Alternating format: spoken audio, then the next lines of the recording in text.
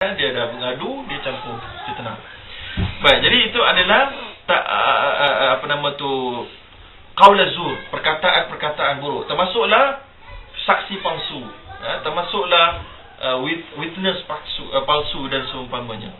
Baik, kemudian Nabi sebut yang kedua, wal amal bihi. Yang keduanya selain daripada cakap, mulut, lisan tadi punya dosa, iaitulah perbuatan.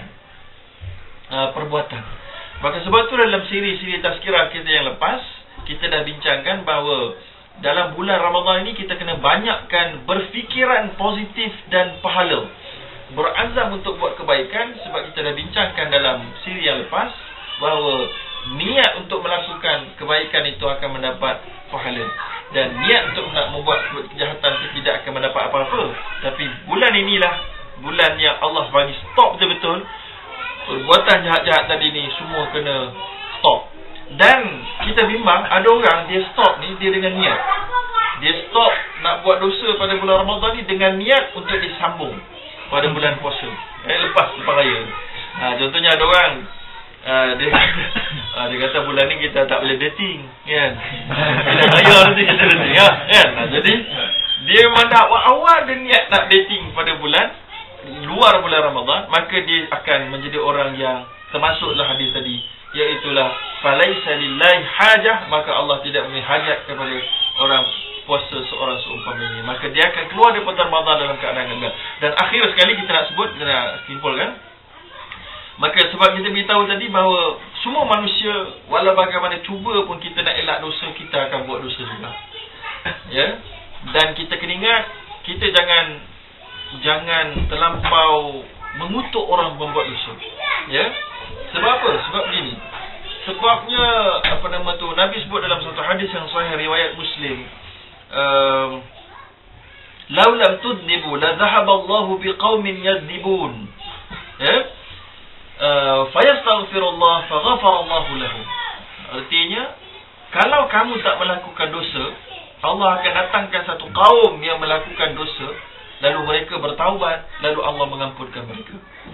Dalam hadis ini dihuraikan oleh Imam An-Nawawi dalam syarah Sahih Muslim, bukanlah bermaksud menggalakkan kita semua melakukan dosa, tidak. Tapi nak beritahu manusia, kullu ibnu Adam khata'un wa khairu khata'in at-tawwabun. Dalam hadis yang lain, setiap anak Adam melakukan dosa dan sebaik-baik orang yang melakukan dosa adalah bertaubat. Maka inilah bulan taubat. Inilah dia bulan taubat. Dan selain daripada kita menyedari ini adalah bulan taubat, kita juga harus menyedari kita memang melakukan dosa. Tetapi kita nak beritahu bahawa dosa ini boleh dipadam. Boleh dipadam. Macam kesalahan di atas kertas kerja kita boleh padam. Dosa ini boleh dipadam. Iaitulah dipadam dosa-dosa kecil dengan ambil wuduk, dengan nak pergi solat 5 waktu. Dan dosa-dosa yang sederhana dan besar, dia akan kena padam dengan taubat, dicampur dengan amal salih. Sebagaimana Nabi kata, ittaqillah haitsu ma kunta wa atbi'is sayyi'ah al-hasanah tamhuha wa khaliqin nasi bi khuluqin hasan. Artinya, bertakwalah kamu kepada Allah di mana saja kamu berada, dan ikutilah perbuatan jahat yang kamu lakukan dengan perbuatan saleh, lalu dia akan memadam dosa-dosa yang telah dilakukan dan menjadikan kamu sebagai seorang yang berakhlak mulia. Bertepatan dengan ayat Quran, wal hasanat yudhibna sayyi'at. Kebaikan itu akan menghancurkan keburukan. Lalu bulan inilah dia bulan untuk kita memupukkan, menggandakan pahala kita, berat pahala kita tadi ni, agar dosa-dosa kita akan jatuh. Ya. Jadi sebagaimana yang saya nak sebut awal-awal tadi, bahawa kalau ada orang buat satu dosa, tak semestinya dia akan terus pergi ke neraka.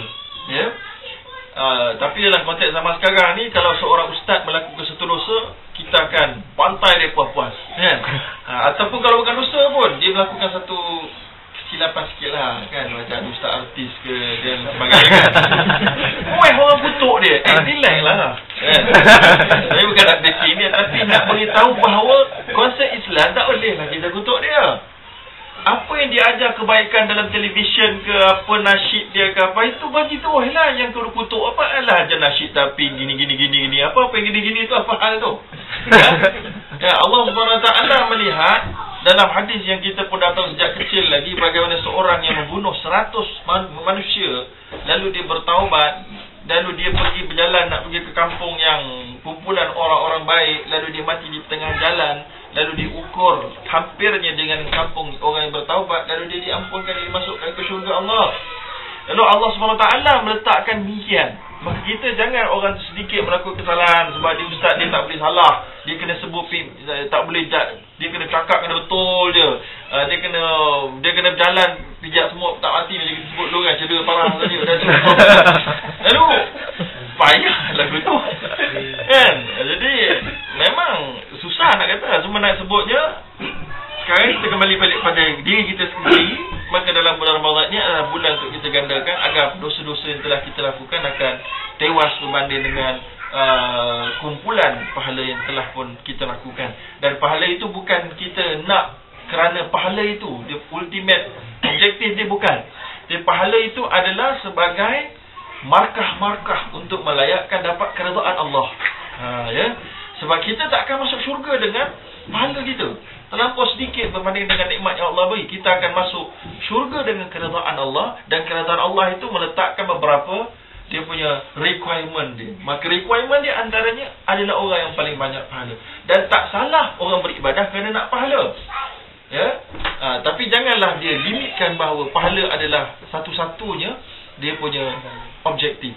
Tapi sebenarnya kita nak beritahu, orang yang buat amal kerana nak pahala itu pun sebenarnya dia telah beriman. Kerana meyakini pahala itu menunjukkan dia yakin kepada Allah. Kerana kalau orang tak yakin kepada Allah, dia tak buat apa pahala, tak dapat duit pun, poket tak besar pun. So jadi saya kira cukuplah untuk tazkirah kita pada malam ni, sekadar-sekadarnya. Semoga ada manfaat buat saya dan buat saudara dan tuan-tuan dan puan-puan sekalian. Aku lu qauli hadza wa astaghfirullahalazim. Wassalamualaikum warahmatullahi wabarakatuh.